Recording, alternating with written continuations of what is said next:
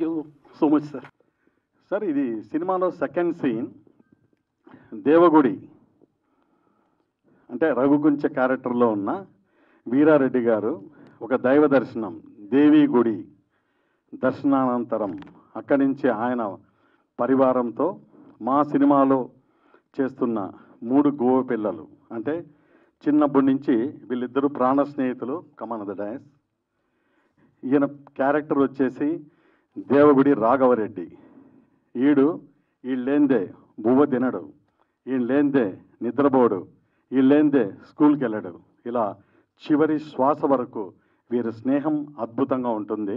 ఈ ఇద్దరి మధ్యలో చిన్ననాటి స్నేహితురాల్లాగా ఈ అమ్మాయి దేవగుడి శ్వేతారెడ్డి, ఆ వీరారెడ్డి వాళ్ళ కొడుకు కూతురు.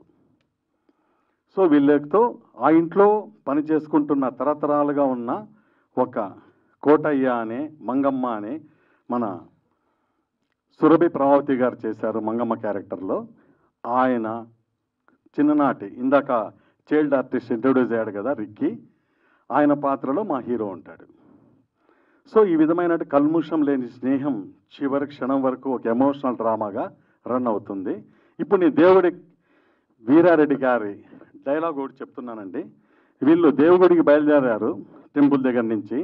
ఈ మధ్యలో ఒక ఫోన్ కాల్ వస్తుంది. ఆయన అనుచరుడు అత్యంత నమ్మకమైన ఒక వ్యక్తి ఫోన్ చేస్తాడు. అప్పుడే రైల్వే గేట్ క్లోజ్ అవుతుంది. జనరల్గా మా ఆదినారాయణ గారు ఒక 10-12 వెహికల్స్లో వెళ్తూ ఉంటారు.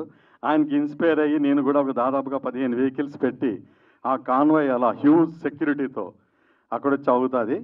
నెక్స్ట్ డిఓపి గారు హనుమంతు చుట్టా ఎవరు వెలిగించారప్పా? యాడున్నారప్పా రెడ్డి? దేవుడు వచ్చాండమ్రా బైరెడ్డి. మన పగోలు మాటేస్తున్నారప్పా, రొంత భద్రంగా రండప్పా. అది కాదురా బైరెడ్డి, తలకా ఎత్తపోయి రోడ్లో పెట్టాక పోటు పెద్దదైతేనేమి చిన్నదైతేనేమప్పా, బరిలోకి దిగాక బాంబులకు భయపడతామంటారా? బాంబులు కూడా బెదిరేదిలే. ఈరోజు ఈ కార్యక్రమానికి ముఖ్య అతిథిగా విచ్చేసిన సోదరు లాంటి వాళ్ళు